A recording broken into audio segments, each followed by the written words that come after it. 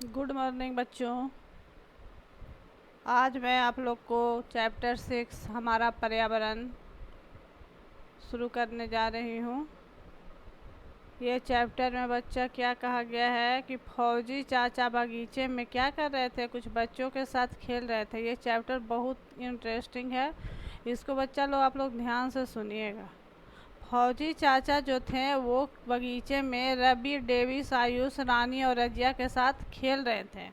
वहाँ क्या हो रहा है बगीचे में बच्चों, वहाँ अनेक तितलियाँ उड़ रही है और पेड़ों पर चिड़िया भी चहचहा रहा है। जहाँ पेड़ पौधे होते हैं वहाँ क्या होता है, वहाँ का वातावरण जो होता है, वहाँ का पर्यावरण जो होता है बहुत ही खूबसूरत होता है। वहाँ क्या हो जाते हैं, तितलियाँ रहती हैं, फूल रहते हैं, बहुत मनमोहक दृश्य होता है।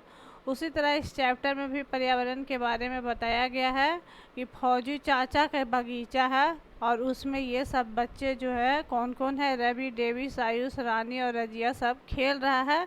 और वहाँ अनेक प्रकार की तितलियाँ उड़ रही हैं और पेड़ पर चिड़िया भी चहचहा रही है। पेड़ पे जहाँ बहुत ज़्यादा बगीचे होते हैं वहाँ क्या होती है, चिड़िया भी रहती है। रवि ने पूछा, यहाँ तो खूब तितलियाँ चिड़िया हैं, मेरे घर में तो एक भी नजर। रवि को लगा कि यहाँ बगीचे में तो बहुत सारा तितलियाँ हैं और चिड़िया हैं, पर मेरे घर में तो नज़र नहीं आता है। तो रानी ने कहा कि तेरे घर में पेड़ है क्या?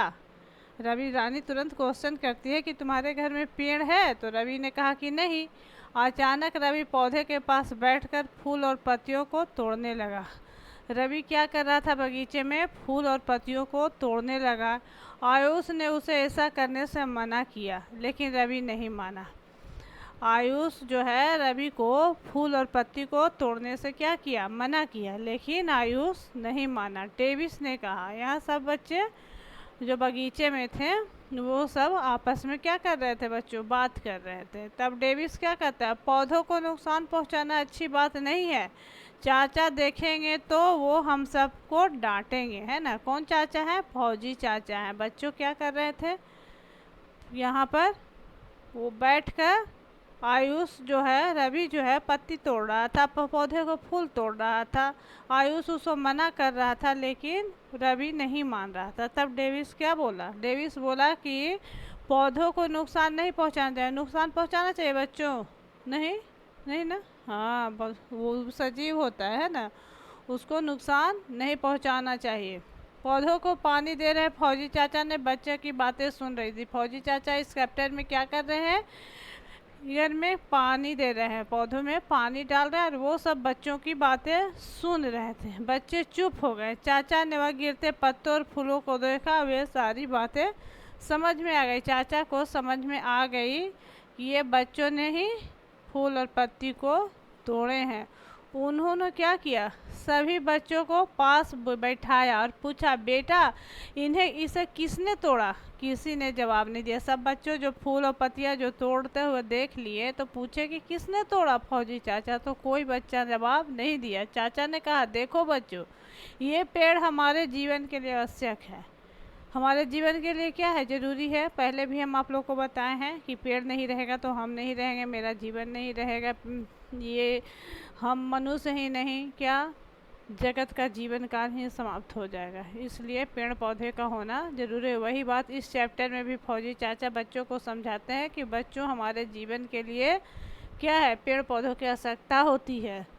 पेड़ पौधे, नदियाँ, पहाड़, जंगल, ये सब हमारे पर्यावरण के अभिन्न अंग है। पर्यावरण के लिए ये सब, पर्यावरण में क्या क्या आते हैं, यहाँ हमारे एक क्या समझ में आया कि पर्यावरण में क्या क्या होंगे। अगर पूछा जाएगा कि पर्यावरण क्या है तो उसमें क्या लिखोगे बच्चों, वहाँ लिखना होगा कि पेड़ पौधे, नदियाँ, पहाड़, जंगल, ये सब पर्यावरण के अभिन्न अंग है। ये किसी न किसी रूप में हमारे जीवन को प्रभावित करती है ना। यहाँ भी देखो लिखा हुआ है, नदी, पहाड़, जंगल, जीव जंतु, घर, सड़क, पुल, मानव, रीति रिवाज, परंपराएं पर्यावरण के घटक है। अब एग्जाम में अगर क्वेश्चन आ जाएगा या क्लास में हम पूछेंगे तो तुम लोग जवाब दोगे, है ना। पूछ देंगे कि पर्यावरण क्या है तो क्या लिखोगे कि पर्यावरण जो है पेड़ पौधे और क्या, नदी, तालाब, ये सब जो है सारे पर्यावरण के अभिन्न अंग है। इसे न किसी रूप में हमारे जीवन को क्या करता है, प्रभावित करता है। चाचा ने रजिया से पूछा, चाचा क्या किए, रजिया से पूछें कि बताओ अगर पेड़ नहीं होंगे तो क्या होंगे। चाचा को भी बच्चों के साथ आज बगीचा में काफ़ी मन लग रहा था। वो भी सारे बच्चों से तरह तरह के क्वेश्चन पूछ रहे थे। आज रजिया से पूछें क्या कि नहीं रहेंगे तो क्या कहेंगे। तो रजिया बोली चाचा हरियाली नहीं होगी। रजिया को बोली क्या कि हरियाली नहीं होगी। डेविस इसी बीच में बोला हमें फल सब्जियां अनाज कुछ भी नहीं मिल पाएगा। सभी बच्चों के जो दिमाग में आ रहे थे अपना जवाब दे रहा था। तभी आयुष बोला वातावरण में बढ़ रहे कार्बन डाइऑक्साइड। कार्बन डाइऑक्साइड का सूत्र क्या होता है, CO2, है ना। तो यहाँ आयुष क्या बोलता है कि वातावरण में बढ़ रहे कार्बन डाइऑक्साइड को भी पौधे ही ग्रहण करते हैं। बच्चों हम और चैप्टर में आप लोग को आगे भी बताए हैं कि पर्यावरण में जो है कार्बन डाइऑक्साइड को कौन लेते हैं, पौधे लेते हैं, और वो क्या छोड़ते हैं, ऑक्सीजन छोड़ते हैं, जो ऑक्सीजन हम सांस के रूप में लेते हैं। फिर इस चैप्टर में भी वही बात आ गई। तो आप लोग को ये पहले से ही अवगत है कि कार्बन डाइऑक्साइड जो है वो कौन ग्रहण करता है, पौधे ग्रहण करते हैं। अगर पेड़ पौधे नहीं होंगे तो सभी जगह कार्बन डाइऑक्साइड की मात्रा अधिक हो जाएगी। हाँ, पौधे नहीं रहेंगे, पौधे ग्रहण नहीं करेंगे तो क्या होगा बच्चों, क्या हो जाएगा, कार्बन डाइऑक्साइड की मात्रा बढ़ जाएगी, हमारा सांस लेना मुश्किल हो जाएगा, है ना। अगर कार्बन डाइऑक्साइड रहेगा तो क्या होगा, सांस लेना मुश्किल हो जाए, क्योंकि हम लोग क्या लेते हैं, ऑक्सीजन लेते हैं, और ऑक्सीजन हमें कहाँ से मिलती है, पौधे से मिलती है। तो अगर पौधे नहीं रहेंगे तो कार्बन डाइऑक्साइड ग्रहण नहीं करेंगे और हमें ऑक्सीजन नहीं मिलेगी और सांस लेने में क्या होगी, कठिनाइयाँ होगी। रानी ने कहा कि मेरी मम्मी तो कहती है कि कपड़ा भी पौधे द्वारा ही प्राप्त कागज़ से बनता है ना। यहाँ सभी बच्चों को अपना अपना क्वेश्चन का जवाब दे रहे थे। सभी को इस चाचा जी से बातें करने में इंटरेस्ट आ रही थी। रवि बोला हाँ, कागज़ और रबड़ भी पेड़ पौधे से प्राप्त पदार्थ द्वारा ही बनते हैं। तुम लोग को भी बताए हैं कि कागज़ भी पेड़ पौधे से और रबड़ भी बनता है। कागज़ क्या चीज़ से बनता है बच्चों, कागज़ जो है घास और बांस को गलाकर या पौधे को गलाकर छोटे छोटे कागज़ बनता है। रबड़ क्या होता है, रबड़ का बच्चा प्लांट होता है, वो प्लांट को भी आकार के काट दिया जाता है। कभी मौका मिलेगा तो देखने को मिलेगा तो देखना कि रबड़ का जो बड़े बड़े ट्री होते हैं उस ट्री के स्टेम पे भी आकार के काट कर वहाँ बाल्टी लटका दिया जाता है और उससे जो दूध निकलता है वो दूध को कारखाने तक पहुँचाया जाता है और उसमें केमिकल डाल के रबड़ बनता है। रबड़ से क्या क्या बनते हैं, रबड़ से टायर बनता है ना, बहुत सारे चीज़ें हैं, जैसे इलेक्ट्रिक का चीज़ है और इरिगेशन में रबड़ से तुम लोग देखो इजी वे में समझ सकते हो, जो तुम लोग कागज़ के मिटाने में जो यूज करते हो वो भी तो रबड़ है। इस तरह से सब कहाँ से प्राप्त हो रहा है, पौधों से। तो तुम लोग भी जान गए बच्चों कि रबड़ से हमें क्या मिलती है, कागज़ मिलती है, रबड़ मिलती है, CO2 मिलता है, CO2 ऑक्सीजन मिलती है ना, जिसके द्वारा हम लोग सांस लेते हैं। इसके अलावा क्या क्या मिलता है बच्चों, इसके अलावा जो है सो हमारा पर्यावरण को स्वच्छ रखता है। ठीक है, सभी बच्चे जो है वो अब तक समझ गए होंगे कि पर्यावरण से हमें क्या क्या मिलता है। चाचा ने कहा बिल्कुल ठीक। अब सोचिए अगर हम इसे लगातार नष्ट करते रहें तो इसका जीवन पर क्या असर होगा। चाचा बच्चों से बोलते हैं कि इसी तरह जिस तरह भी तुम लोग पेड़ को पत्तियां तोड़ दिया, फूल तोड़ दिए, उसी तरह अगर इस तरह तोड़ते रहोगे तो क्या होगा, पौधे नष्ट हो जाएंगे और नष्ट हो जाएगा तो जीवन पर क्या असर होगा। सही बच्चों ने एक साथ कहा, फिर तो हमारा जीवन बड़ा कष्टप्रद हो जाएगा, है ना। अगर पेड़ नहीं रहेंगे तो हम लोग का जीवन क्या होगा, कष्टप्रद हो जाएगा। अब रजिया को अपने किए गए कामों पर पछतावा हो रहा था। जो गलती की रजिया, पौधे तोड़ी, अब उसको क्या की, जब सारी जानकारी हो गई कि ये पौधे से हमें इतने लाभ मिलते हैं तो अंत में रजिया क्या हो गई, पछताने लगी कि हमने गलत काम किया। चाचा ने कहा आइए हम सब मिलकर एक काम करते हैं। चाचा सभी बच्चों से कहते हैं कि मिलकर क्या करना है, एक काम करते हैं। क्या काम करता है बच्चों, सो ध्यान से सुनिए आप लोग। अपने दैनिक जीवन में हमें जिन वस्तुओं का उपयोग करते हैं उनकी सूची बनाते हैं और उनका जो भी चीज़ का हम लोग यूज करते हैं उसका क्या करेंगे, सूची बनाएंगे, है ना।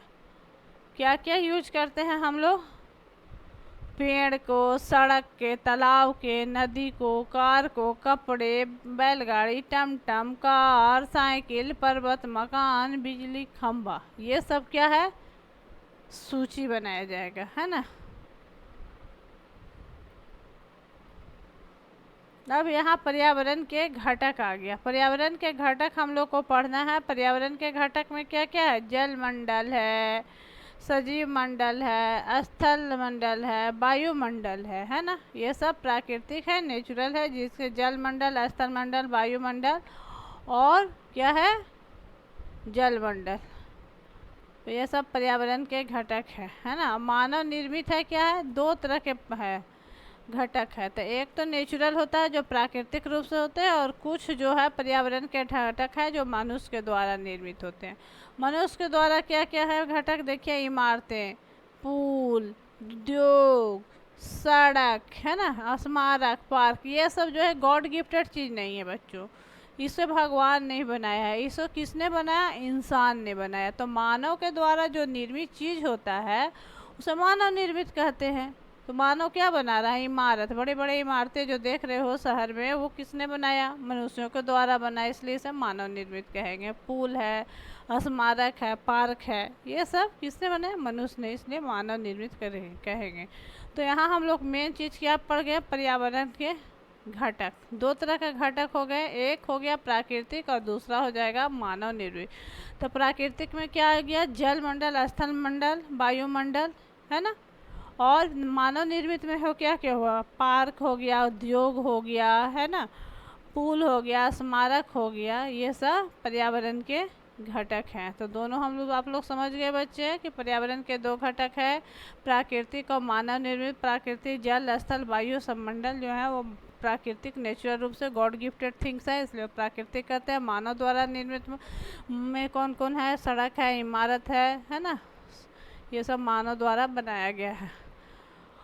अब आगे पढ़े बच्चों, वायुमंडल में कई प्रकार के गैस, धूलकण, जलवाष्प उपस्थिति रहते हैं। वायुमंडल चैप्टर में ये सब हम आप लोग को पढ़ा चुके हैं। चैप्टर 4 में हम लोग वायुमंडल पढ़े हैं, उसमें पढ़े हैं कि वायुमंडल में जो है क्या क्या होती है बच्चों, गैस, धूलकण, जलवाष्प की उपस्थिति होती है। वायुमंडल में गैस अजैव पर्यावरण के उदाहरण है। वायुमंडल में जो गैस पाए जाते हैं वो किसके उदाहरण है बच्चों, अजैव पर्यावरण के उदाहरण है ना।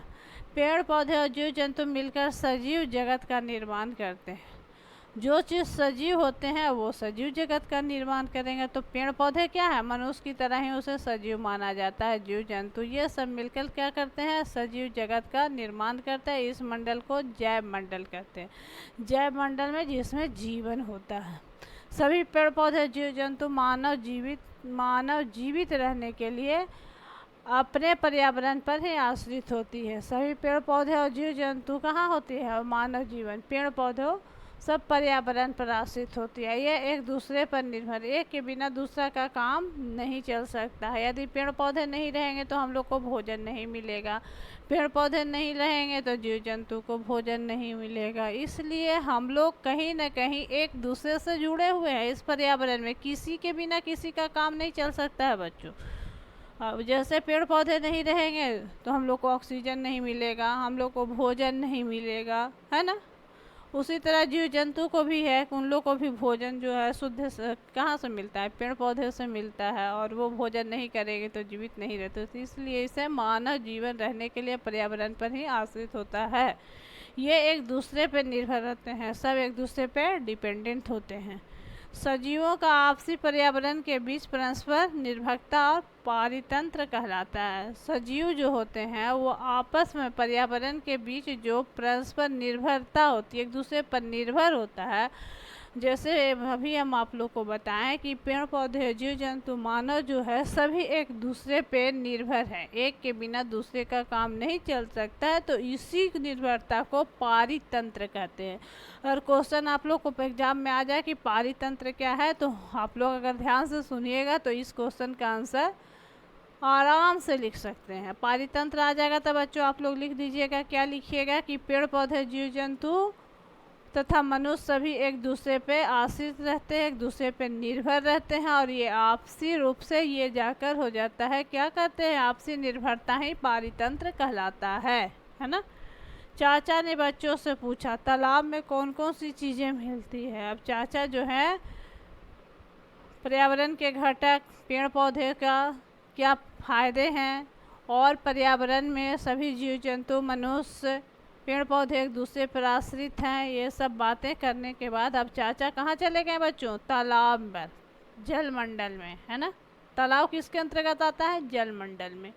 तो इससे पहले हम लोग बहुत चीज़ें समझ गए हैं बच्चों, उसको दिमाग में रखिएगा आप लोग, ठीक है, भूलाइएगा नहीं, उसको दिमाग में रखना होगा, क्योंकि हम फिर क्वेश्चन आप लोग से रिपीट करेंगे। तो सबसे पहले हम एक बार और आप लोग को रिवीजन करना चाह रहे हैं कि पर्यावरण जो चैप्टर है उसमें हम लोग क्या पढ़े हैं कि पर्यावरण क्या है। यहाँ पर्यावरण जो है वो क्या होता है, पर्यावरण के कई घटक हैं, है ना। तालाब है, नदी है, पेड़ हैं, पौधे हैं, मनुष्य हैं, जीव जंतु, ये सारे चीज़ जो है पर्यावरण में आते हैं। दूसरी बातें क्या होगी, बातें हम लोग यही जाने कि पर्यावरण में अगर हम लोग सब जो हैं अकेले जीवन चलना मुश्किल है, सभी एक दूसरे पर डिपेंडेंट है, एक नहीं रहेगा तो दूसरा का काम नहीं चल सकता है। और है पेड़ पौधे हैं, उससे क्या मिलेगी, हमें फल मिलेगी, सब्जियां मिलेगी, अनाज मिलेगी, कार्बन डाइऑक्साइड मिलेगा, ऑक्सीजन मिलेगा, सब मिलेगा पेड़ पौधे से। यहाँ और इसके अलावा क्या क्या बताएं, कागज़ है, रबड़ है, ये सारी चीज़ें जो है पेड़ पौधे से ही मिलता है। और पर्यावरण के जो है सो हम दो घटक भी बताए हैं बच्चों, उसको भी आराम से याद रखने की ज़रूरत है आप लोग को। पर्यावरण के घटक दो है, कौन कौन, प्राकृतिक और मानव निर्मित। प्राकृतिक का मतलब ही होता है कि प्राकृतिक ईश्वर द्वारा, गॉड गिफ्टेड थिंग।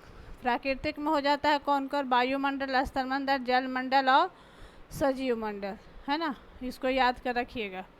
और मानव निर्मित या मानव द्वारा बनाई गई, मानव दो क्या क्या बनाया है, मानव इमारत, पुल, स्मारक, पार्क, सड़क, उद्योग, इंडस्ट्री, ये सब मानव निर्मित पर्यावरण के घटक है।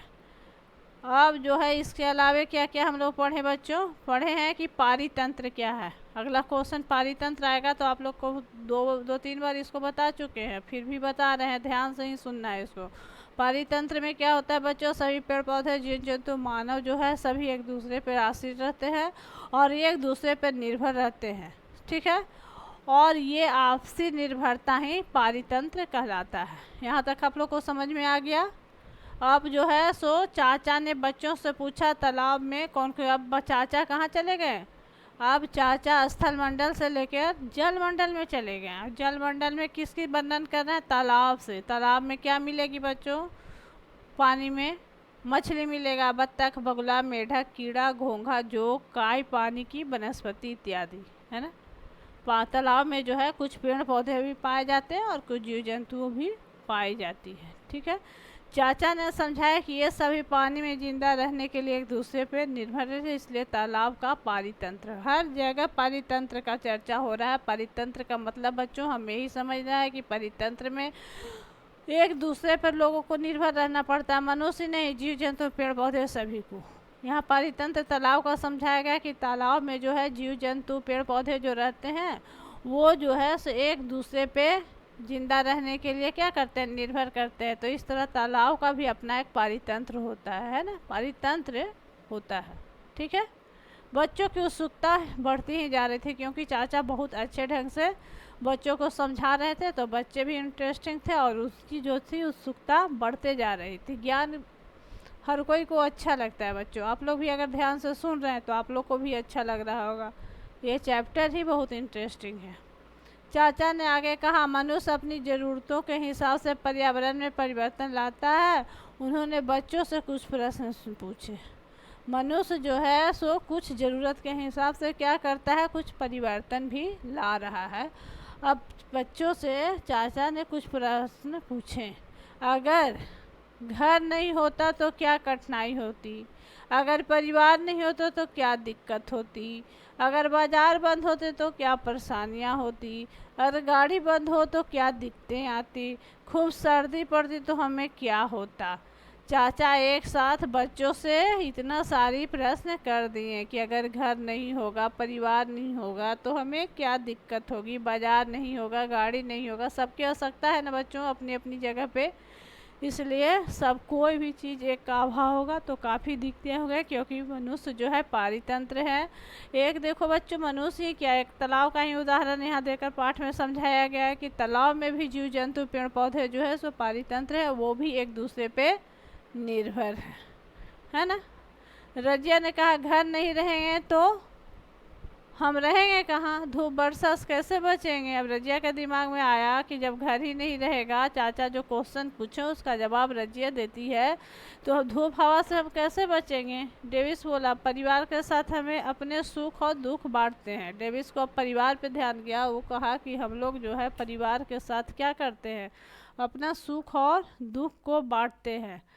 आयुष बोला बाजार बंद होने पर तो ज़रूरत की कोई चीज़ नहीं मिल पाएगी। वही ना है, पारितंत्र में क्या होता है, सभी जो है एक दूसरे से जुड़े हैं, तो अगर एक चीज़ नहीं रहेगा तो दूसरे को बिना बहुत मुश्किल हो जाएगी। उसी तरह रजिया क्या बोली कि घर नहीं रहेगा तो हम क्या होगा, धूप हवा से वर्षा से कैसे बचेंगे। डेविस को दिमाग में आया कि परिवार नहीं रहेगा तो हम दुख और सुख में हमें कौन हेल्प करेगा, कैसे बांटेंगे, है ना। परिवार की ज़रूरत हर इंसान को होती है। आयुष के में कहा कि बाजार बंद हो जाएगा तो हम ज़रूरत की चीज़ें कैसे। ध्यान ये चैप्टर से ये लग रहा है कि सारे बच्चे जो है सो बहुत चाचा की बातों को ध्यान से सुन रहे थे, आप ही लोग की तरह बच्चों। चाचा ने बताया हमारे चारों ओर पाए जाने वाले प्राकृतिक और मानवीय दशाओं का आवरण ही पर्यावरण कहते हैं। अगर प्रश्न तो ये निश्चित आएगा बच्चों एग्जाम में कि पर्यावरण किसे कहते हैं। जब पर्यावरण चैप्टर का शुरुआत होता है या वायुमंडल का हो जो भी हो, तो सबसे पहले दिमाग में क्वेश्चन आता है कि पर्यावरण क्या है। तो हमारे चारों ओर पाए जाने वाले प्राकृतिक और मानवीय दशाओं, यहाँ प्राकृतिक और मानवीय दशाओं के आवरण को पर्यावरण कहते हैं, है ना। दुनिया में बहुत सी ऐसी चीज़ है जो प्राकृतिक वातावरण में मिलती है। नेचुरल रूप से दुनिया में बहुत चीज़ है जो स्वतः मिलती है। जैसे क्या मिलती है, पेड़ पौधे, नदी, पहाड़ इत्यादि। या प्राकृतिक वस्तुएं, कला, प्राकृतिक पर्यावरण का निर्माण किसे क्या बनाया, हमने आपने तो नहीं बनाया, ये प्राकृतिक रूप से इस गॉड गिफ्टेड थिंग है, इसलिए इसे प्राकृतिक चीज कहते हैं। अब आगे बच्चों, बहुत सारी वैसी वस्तुएं जिसे मनुष्य ने अपनी आवश्यकता के पूर्ति के लिए प्राकृतिक वस्तुओं को परिवर्तित करता आता है, मानव निर्मित पर्यावरण कहते हैं। यहाँ पर हम लोग पर्यावरण के दो घटक पढ़े हैं, है ना, एक प्राकृतिक और दूसरा जो है मानव निर्मित। तो प्राकृतिक में वायुमंडल, स्थल मंडल और जल मंडल, है ना। तो प्राकृतिक पर्यावरण जो है वो भगवान का देन है, गॉड गिफ्टेड थिंग है, उसे किसी इंसान ने नहीं बनाया है। और मनुष्य मानव निर्मित जो है उसमें जो है सो मानव द्वारा बनाई गई वस्तुएं होती हैं। क्या क्या होती है मानव बनाता है, इमारत है, पुल है ना, मकान है इत्यादि। चाचा ने चित्र बनाया, यहाँ पे किताब में बहुत खूबसूरत चित्र बनाया गया है बच्चों, उसको ध्यान से देखिए। ऊपर में वायुमंडल, जलमंडल और स्थल मंडल का प्राकृतिक के क्षेत्र बनाए गए हैं। इसे आप लोग भी बनाने का कोशिश कीजिएगा और अगर बन जाए तो हमसे चेक करवा लीजिएगा। चाचा ने अब बनाए हुए चित्र को दिखा कर क्या कर दिखाया। चाचा जो है सो ये चित्र को बनाए हैं और किसको दिखाएं, सभी बच्चों को दिखाएं। सभी सजीव और निर्जीव प्राकृतिक वस्तुओं से मिलने से प्राकृतिक पर्यावरण का निर्माण होता है। यहाँ चाचा ने प्राकृतिक पर्यावरण के बारे में बताया, जैसे जल, भूमि, हवा, पेड़ पौधे, पर्वत आदि इत्यादि। ये सब जो है प्राकृतिक चीज़ें, ये सब हमें प्राकृतिक द्वारा प्राप्त होते हैं। स्थल, जल, वायु, मकान, है ना, ये अब ये सब जो है सो स्थल, जल, वायु, ये सब जो है प्राकृतिक चीज होता है। मानव निर्मित चीज मकान, है ना, मकान, इमारत इत्यादि। मेन बातें यहाँ पे हमें बच्चों ये समझना है कि प्राकृतिक घटक और मानव निर्मित घटक। प्राकृतिक घटक जो है प्राकृतिक द्वारा प्रदत्त होता है और मानव निर्मित जिसे मनुष्य बनाते हैं। ठीक है, अब आप लोग को समझ में आ गया होगा बच्चों। अब इस चैप्टर में हम आगे बढ़ते हैं। बच्चों ने जरा सोचिए तो जल के अभाव में कौन कौन सी परेशानियां होगी। यहाँ चाचा पूछते हैं बच्चों से कि अगर जल का अभाव होगा तो क्या क्या परेशानियां होगी। सुबह से शाम तक जल की बार बार ज़रूरत पड़ती है। क्या क्या पड़ती है? खाना बनाने में, प्यास बुझाने से लेकर शरीर को स्वच्छ रखने में इसकी ज़रूरत होती है ना। चाचा ने कहा क्या हमें पानी बर्बाद करना चाहिए? यहाँ फिर पानी वाला ही बातें आ रही है कि क्या बर्बाद होना चाहिए। तो सभी बच्चों ने सिर हिलाया। चाचा ने कहा चूंकि जल का भंडार सीमित है इसलिए इसका सही उपयोग हमें करना चाहिए। पहले भी आप लोग को बता दिए हैं बच्चों, और आप लोग भी अच्छी तरह जानते हो कि जल को बर्बाद नहीं करना होगा, क्योंकि इसकी भंडार जो है वो सीमित है। 71% भाग पर जल है, लेकिन पीने योग्य कितना है? 3%। चाचा ने पुनः कहा पृथ्वी के चारों ओर क्या है? वायु है, जिसे हम वायुमंडल कहते हैं, जो हम वायुमंडल चैप्टर में आप लोग को बता चुके हैं, और आप लोग भी क्वेश्चन आंसर इसका दिखा चुके हैं। ठीक है। यह सूर्य से आने वाली प्रत्यक्ष किरणों, हानिकारक पराबैंगनी किरणों से बचाती है। वायुमंडल नहीं रहता तो सूर्य से जो जहरीली किरणें आती है वो सीधे हानिकारक किरणें, जिसको पराबैंगनी किरणें कहते हैं, पृथ्वी पर आती है, और उससे क्या हो जाता? पूरा पृथ्वी जो है तो जल जाता। रानी बोली मैं एक बार चाचा के साथ बाजार गई थी। हड़ताल के कारण सभी गाड़ियां बंद थी। मुझे काफ़ी पैदल चलना पड़ा, बड़ा मुश्किल। तो यहाँ क्या है? पर्यावरण के घटक में हर चीज़ की अपनी आवश्यकता होती है। अब रानी क्या की कि गाड़ी नहीं मिला, बाजार गई थी, स्ट्राइक था गाड़ी का, तो उससे भी परेशानियाँ हुई। तो जिस तरह प्राकृतिक चीज़ों से परेशानियाँ नहीं रहने पर होगी, उसी तरह मानव निर्मित चीज़ भी अगर नहीं रहेंगे तो हमें परेशानियाँ होती है। सब एक दूसरे पर निर्भर है, इसलिए उसे पारितंत्र कहते हैं। रजिया ने बताया गाड़ियों को चलने से कारण ही दूसरे राज्यों से सामग्री यहाँ आती है, और हमारे यहाँ सामग्री दूसरों जगह तक जाती है। अगर गाड़ी नहीं रहेगी, परिवहन का साधन नहीं रहेगा, तो एक सामान एक जगह से दूसरी जगह नहीं जा सकती है। यात्रा कर हम एक दूसरे के रीति रिवाज, संस्कृति को भी जान पाते हैं। अगर हम लोग कहीं जाते हैं तो वहाँ का क्या देखते हैं? कल्चर देखते हैं, वहाँ का संस्कृति देखते हैं, रीति रिवाज देखते हैं, है ना। और यही रीति रिवाज एक दूसरे को जोड़े रखता है। यात्रा से हमें जो है कहीं जाते हैं तो हम वहाँ के बारे में सीखते हैं, जानते हैं, और हमें जो है विभिन्न प्रकार की जानकारियाँ मिलती है। अब फौजी चाचा बोले बच्चों, मनुष्य ने अपने जीवन को आसान बनाने के लिए अपने आसपास के पर्यावरण के अनुसार बदल देता है। मनुष्य जो है सो क्या करता है? पर्यावरण को अपने अनुसार बदल देता है। उन्होंने पूछा बच्चों क्या हमें पर्यावरण को नुकसान पहुंचाना चाहिए? सही बच्चों ने एक स्वर में कहा नहीं चाचा, हमें नुकसान नहीं पहुंचाना चाहिए, इसकी सुरक्षा करना चाहिए। समझिए बच्चों, पर्यावरण को क्या करना चाहिए? सुरक्षा करना चाहिए, उसको नुकसान नहीं समाज करना चाहिए। समाज में तरह तरह के रीति रिवाज, परंपराएं, उत्सव आदि देखने को मिलते हैं, है ना। शादी ब्याह के अवसर और खुशियों में शरीक होना, छोटों को प्यार, बड़े बुजुर्गों का सम्मान, ये सब हमारी सांस्कृतिक पर्यावरण है। अब यहाँ क्या हो गया? सांस्कृतिक पर्यावरण की बातें आ गया। तो सांस्कृतिक पर्यावरण में क्या होता है? रीति रिवाज, परंपराएं, उत्सव, खुशियाँ, है ना, छोटों का प्यार, बड़े बुजुर्गों का सम्मान, ये सब जो है सो कल्चर है, सांस्कृतिक पर्यावरण के अंग है। समझ में आ गया? मुलाकात होने पर खुशियों को व्यक्त करने के तरीके, शोक प्रकट करने के भाव, पर्व त्योहार पर गाए जाने वाले मंगल गीत, पहनावा, विशेष प्रकार के पकवान, ये सब क्या है? संस्कृति की पहचान है ना।